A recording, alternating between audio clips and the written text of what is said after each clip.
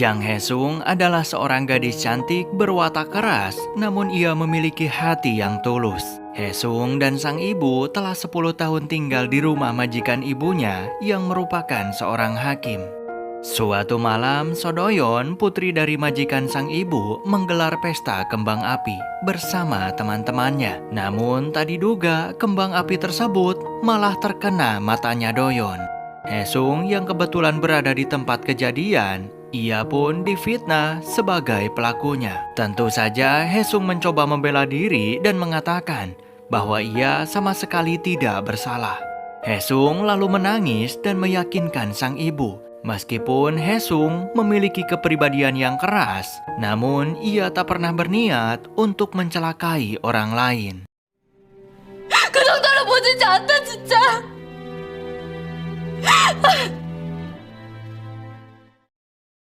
Karena Hae-sung gak mau mengakui kesalahan dan menolak untuk meminta maaf, maka Hakim So Dae-suk pun mengusir Hae-sung dan juga sang ibu dari rumahnya. Bahkan Hae-sung juga sampai dikeluarkan dari sekolah secara tidak puguh-puguh. Malamnya, sang ibu datang dan membakar buku-buku serta uang pesangon yang diberikan oleh Hakim So Dae-suk. Sang ibu tak terima jika Hae-sung putrinya harus difitnah dan dikeluarkan dari sekolah dengan cara yang tidak adil. Sebagai seorang ibu, beliau tahu betul bahwa Jang Hae-sung putrinya tidaklah bersalah. 내 딸이 맞고 서대석 판사 당신이 때렸다고! 판사님 얼굴을 보니까 알아묵은 것 같네, 얘. 됐습니다. 혜성아, 가자. Suatu hari, Hae-sung mencoba membuat perhitungan dengan Sodoyon yang telah membuat hidupnya hancur berantakan. Namun di malam itu, mereka tak sengaja melihat seorang pria tengah menghabisi nyawa seorang pengemudi mobil lain. Menyadari aksinya sedang dilihat oleh orang lain, maka si pelaku langsung mengejar Hae-sung dan juga Sodoyon. Beruntung mereka berdua bersembunyi di tempat yang aman, sehingga si pelaku tak bisa menangkapnya. Namun sebelum pergi, pria bajingan itu mengancam apabila mereka berdua berani buka mulut ke polisi, maka beliau bersumpah akan menghabisi nyawa keduanya. 니들도 저 아저씨랑 똑같이 해줄 거야. 아무것도 안 보이게. Setelah kejadian tersebut, Hae-sung selalu dihantui rasa takut yang begitu berlebihan. Tak mau terus hidup dalam ketidaktenangan, maka ia dan Sodoyon sepakat untuk bersaksi di persidangan, supaya si pelaku bisa dijebloskan ke dalam penjara. Sayangnya, ternyata Sodoyon gak jadi masuk dan lebih memilih untuk kabur. Jelas kedatangan Hae-sung ke persidangan tersebut membuat si pelaku yang bernama Min Jung-guk seketika mengamuk dan mencekik gadis itu.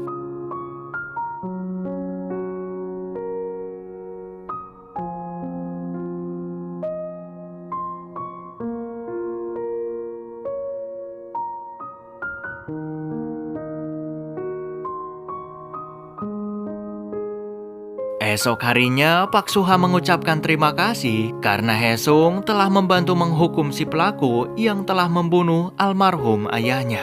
Namun, gadis itu tak berhenti menangis dan merasa sangat ketakutan. Hae-sung sangat menyesal karena seharusnya ia lebih baik untuk tidak datang ke persidangan. Melihat hal itu, Pak Suha kemudian berjanji kalau ia akan selalu melindungi Jang Hae-sung seumur hidupnya. Singkat cerita, 10 tahun kemudian, Pak Suha telah tumbuh menjadi seorang remaja tampan yang duduk di bangku kelas 3 SMA. Pak Suha sangat lihai dalam ilmu bela diri, dan yang lebih spesialnya lagi, tepat semenjak ayahnya meninggal, bocah itu menjadi memiliki kemampuan khusus untuk membaca pikiran orang lain hanya lewat tatapan mata saja. Di sisi lain, Ibu Hesung tengah menempelkan brosur putrinya yang baru saja diterima bekerja sebagai pengacara publik. Meski gajinya tidak terlalu besar, namun setidaknya saat ini Hesung udah punya pekerjaan tetap dan juga terjamin. Namun rupanya selama ini Hesung selalu dihantui mimpi buruk tentang Min Jungguk. Gadis itu masih ketakutan apabila pria bajingan itu sampai bebas dari penjara. Mengingat Hesung saat ini tinggal sendirian dan mengontrak di sebuah kamar atap. Ketika berangkat kerja, seorang pengacara publik yang bernama Guanca selalu bersikap perhatian kepada Hesung. Jelas, pria kacamata itu memiliki rasa ketertarikan kepada rekan kerja barunya yang berparas super cantik tersebut. Hari itu, Hesung mendapatkan klien seorang bocah SMA yang bernama Sungbin, di mana bocah itu meminta pertolongan karena ia telah difitnah sebagai tukang bully di sekolah. Namun, alih-alih membantu, Hesung malah bekerja dengan malas-malasan sehingga membuat Sungbin menangis sejadi-jadinya.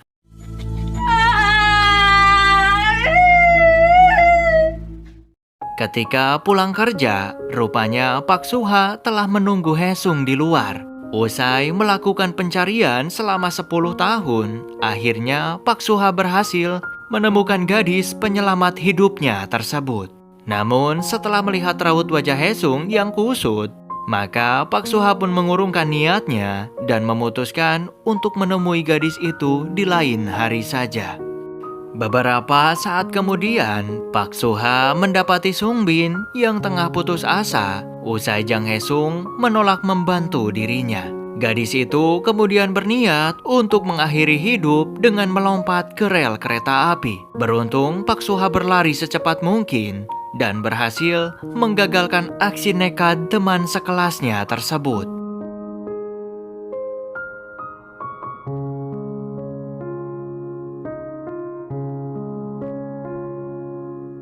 Setelah kejadian itu, Pak Suha lantas menemui Jang Hesung dan menyuruh gadis itu agar mau membuktikan bahwa Sungbin temannya tidak bersalah. Awalnya Hesung menolak karena ia tak punya cukup bukti. Pak Suha yang kesal, ia pun terpaksa membuktikan kemampuan membaca pikirannya kepada Jang Hesung. 그렇게 노려보면 없던 증거가 하늘에서 뚝 떨어지기라도 한다니? 너 뭐야? 어떻게 하는 거야? 너 내가 무슨 말인지 아는 거야? 말도 안 돼. Usai berpikir cukup lama, akhirnya Hesung membantu Sungbin mati-matian di persidangan, yang kebetulan jaksa penuntut umumnya adalah Sodoyon. 공소 사실을 전부 부인합니다. 피고인은 무죄를 주장합니다. Suatu hari, Hesung dicegat oleh gerombolan bocah SMA. Saat itu, Hesung mencoba berlari sekencang mungkin untuk kabur. Beruntung, tiba-tiba Pak Suha datang, yang sontak membuat para gerombolan bocah tolol itu pergi ketakutan.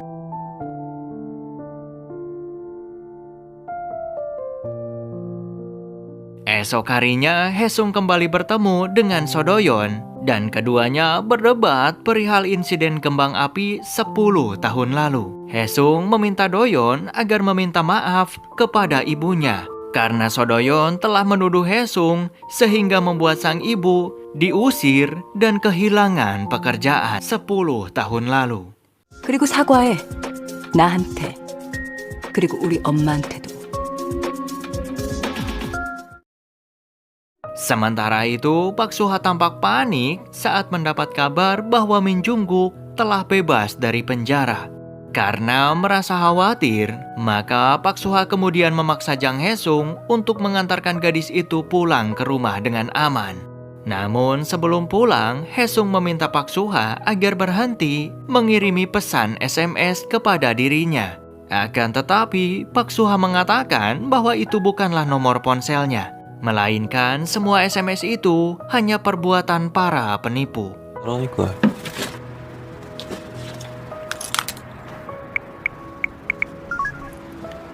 봤지? 이게 내 번호야. 스팸이지 스팸. 당신 같은 도끼병 환자들 돈 뜯는 스팸. 응?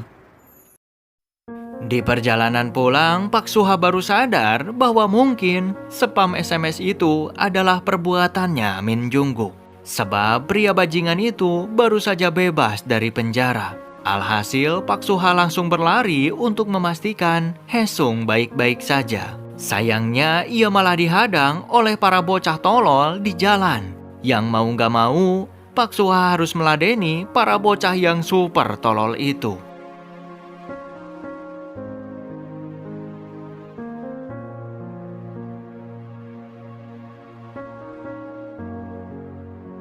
Ketika Pak Suha tiba di rumah, ia mendapati Haesung tengah ketakutan karena mendengar suara ponsel berdering. Dan iya, ternyata seseorang telah masuk ke dalam rumah Haesung dan meninggalkan ponsel tersebut.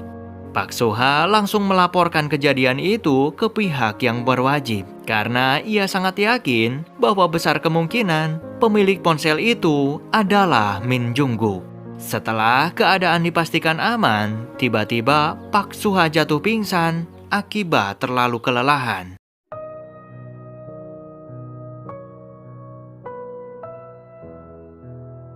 Beberapa saat kemudian, Pak Suha terbangun dan melihat Haesung yang tengah mengobati demamnya. Menyadari mata tuh bocah mampu membaca pikiran orang lain, maka Haesung langsung menutupi wajahnya dan bilang kalau Pak Suha boleh menginap di rumahnya malam itu. Pagi harinya, Haesung menyiapkan makanan khas ala anak kos-kosan. Setelah melihat cara Haesung membuat sarapan, ditambah lagi dengan keadaan rumah yang seperti kapal pecah, maka Pak Suha menyadari kalau gadis itu ternyata sangat amat jorok. 세상 여자 99%가 아침에 이 머리에 이 얼굴이야. Usai mencari kesana kemari, akhirnya Pak Suha menemukan Min Jungguk sedang membagikan makanan di sebuah acara amal.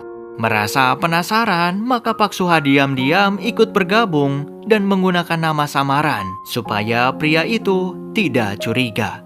Namun tak perlu waktu lama, Min Jungguk pun menyadari kalau bocah yang baru saja bergabung di acara amal itu adalah Pak Suha, seorang bocah dari pria yang ia habisi 10 tahun lalu. Ketika hendak pulang, Pak Suha bertemu dengan Guanca yang sedang menggendong Haesung yang kala itu mabuk berat. Pak Suha lantas menyuruh Guanca untuk pulang saja, sebab Pak Suha akan mengantarkan Haesung pulang ke rumah dengan aman.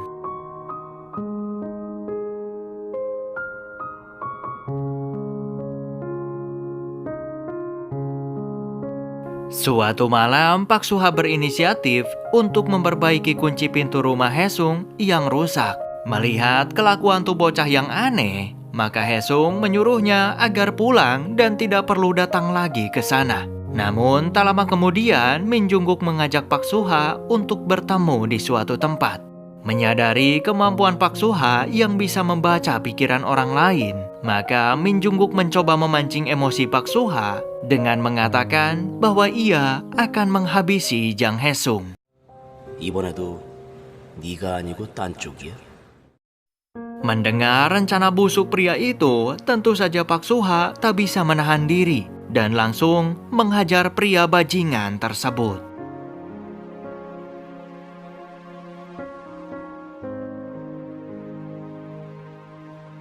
Beberapa saat kemudian, polisi memberitahu Jang Haesung kalau Pak Suha telah ditahan setelah menghajar Min Jungguk. Mendengar nama Min Jungguk, sontak Haesung pun begitu terkejut karena ia baru menyadari bahwa Pak Suha ternyata adalah bocah yang pernah ia selamatkan 10 tahun lalu. Dan alasan kenapa Pak Suha sangat peduli kepada dirinya karena dulu bocah itu pernah berjanji untuk melindungi Haesung seumur hidupnya. Alhasil, Haesung pun langsung membebaskan Pak Suha dengan menjadikan dirinya sendiri sebagai jaminan kepada polisi.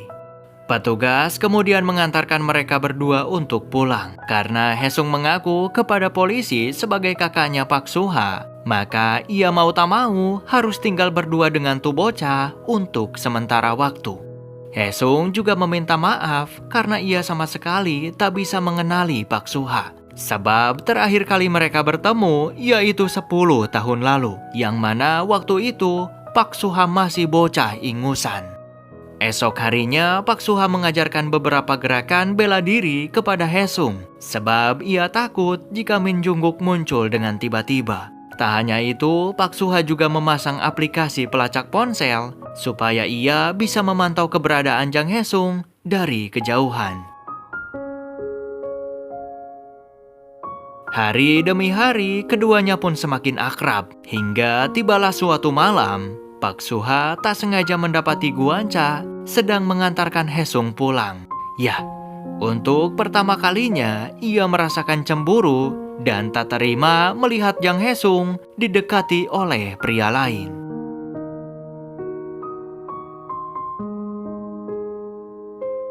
Esok harinya, polisi memberitahu Pak Suha kalau Min Jungguk telah pindah ke luar kota kemarin. Mendengar kabar tersebut, tentu saja Pak Suha tak bisa percaya sepenuhnya. Sebab pria bajingan seperti Min Jungguk pasti telah merencanakan sesuatu. Dan ya, ternyata pria bajingan itu saat ini tengah melamar kerja di warteg milik ibunya Jang Haesung secara diam-diam. Jelas pria itu tampak berniat untuk melakukan sesuatu yang buruk di sana. Sayangnya, sang ibu sama sekali tidak menyadari kalau pekerja barunya tersebut adalah seorang penjahat. Dan benar saja, tak lama setelah itu, Min Jungguk lalu memberitahu Pak Suha bahwa sesuatu yang buruk akan segera terjadi. Pak Suha lantas mengadukan ancaman itu ke polisi. Namun sialnya, polisi tak bisa menangkap Min Jungguk hanya karena ancaman sepele semacam itu. Ketika pulang ke rumah, Haesung bercerita kalau ia akan pergi nonton dengan Guanca. Mendengar hal itu, Pak Suha seketika mengurungkan niatnya untuk memberikan boneka beruang kepada Jang Haesung. 장병, 잘했어. Namun rupanya acara nonton itu harus batal karena polisi menghubungi Haesung dan mereka menuduh Pak Suha telah mencuri pistol milik petugas saat di kantor tadi. Alhasil, Haesung langsung buru-buru pulang ke rumah untuk mengamankan Pak Suha dari para petugas. Meskipun pada akhirnya kedua petugas itu meminta maaf karena pistolnya telah ketemu di kantor dan ternyata Pak Suha tidak pernah mencurinya. 안 괜찮아요. 안 괜찮다고요. 이렇게 사람을 놀래키는 법이 어디 있습니까? 내가 지금 무슨 생각으로 여기까지 뛰어왔는 줄 알아요? Setelah itu, Haesung diam-diam melihat hasil nilai belajar Pak Suha di sekolah. Haesung tampak kaget karena ternyata tuh bocah sangat jenius dan nilai-nilainya luar biasa bagus. Haesung kemudian menasihati Pak Suha agar tidak terpancing emosi dengan Min Jungguk. Jang Haesung juga meminta Pak Suha agar berjanji apapun yang terjadi, ia tak boleh membunuh Min Jungguk. 그래도 하지 마. 내 몸은 내가 알아서 지킬 테니까. 민중국 죽이겠단 소리 다신 하지 말고 잊어버려. 살인자가 되긴 이 성적이 너무 아깝잖아. 좋겠다 너. 대학은 완전 골라갈 수 있겠다. Tak mau diam saja, Pak Suha lantas pergi menemui seseorang untuk meminta melacak keberadaan ponsel Min Jungguk. Pak Suha juga telah menyiapkan sebilah peso untuk berjaga-jaga apabila pria bajingan itu berani muncul di hadapan wajahnya lagi. Suatu hari, Pak Suha lagi-lagi dibuat cemburu tatkala ia melihat Guanca sedang mendekati Jang Haesung. Bahkan pria itu rela melepas kacamatanya supaya bisa tampil lebih menarik.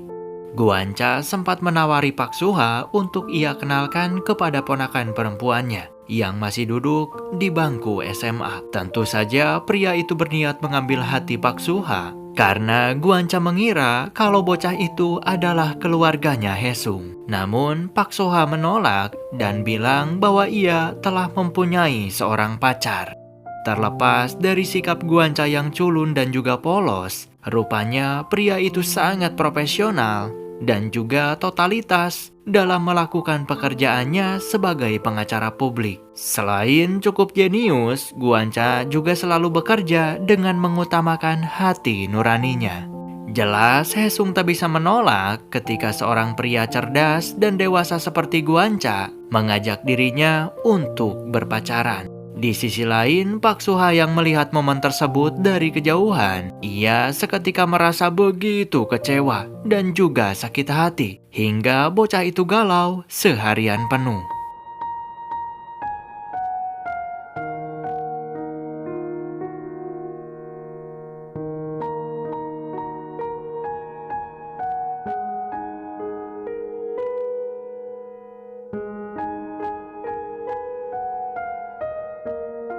Malamnya, sang ibu menelpon Hesung dan meminta putrinya tersebut agar melupakan balas dendam, serta selalu memaafkan kesalahan orang lain. Tentu saja Hesung bingung dan tidak mengerti kenapa sang ibu tiba-tiba mengatakan hal seperti itu. Ya, ternyata saat itu sang ibu tengah diancam oleh Min Jungguk. Beberapa saat kemudian, Pak Suha begitu kaget saat ia baru mengetahui kalau ternyata posisi ponsel Min Jungguk sekarang berada di alamat yang sama dengan warteg ibunya Jang Hesung. Suasana semakin buruk tatkala polisi memberitahu mereka kalau warteg ibunya Hesung telah mengalami kebakaran. Hesung jatuh pingsan ketika mendapati kenyataan di mana sang ibu telah meninggal dunia. Sementara Min Jungguk ditetapkan sebagai tersangka karena menjadi satu-satunya orang yang berada di TKP. Meskipun pria itu berpura-pura menggendong keluar ibunya Hesung di saat kejadian. Jelas perbuatan Min Jungguk tersebut membuat Pak Suha begitu emosi karena pria bajingan itu masih juga berperilaku yang sama seperti iblis layaknya 10 tahun lalu. Tentu saja kepergian sang ibu meninggalkan luka yang begitu mendalam bagi Jang Hesung. 이게 마지막인지 몰랐어. 우리 엄마 불쌍해서 어떡해. 어떡해 엄마.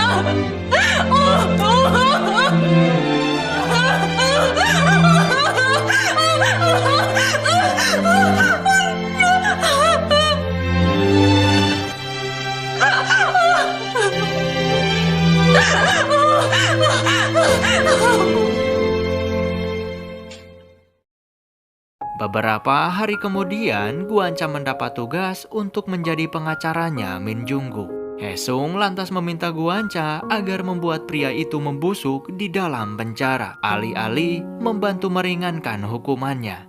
Akan tetapi, ternyata Guanca justru tertipu dengan sebuah surat pernyataan Min Jungguk yang mengatakan bahwa dirinya tidak bersalah dan ibu Hesung meninggal karena beliau punya riwayat masalah jantung. Alhasil, Guanca pun menolak semua tuduhan dan membela Min Jungguk dengan segala bukti yang ia miliki. Tentu perbuatan Guanca tersebut membuat Hesung sangat kecewa, hingga Jang Hesung memutuskan hubungan cinta mereka. 당신이 나한테 이러면 안 되잖아. 짱변, 다시 한번 생각해줘요. 어쩜 짱변은 민중국을 크게 오해하고 있는지도 몰라요. 그만해. 당신은 내 편이어야 하잖아. 그 오해가 한 사람의 인생을 망칠 수도 있어요.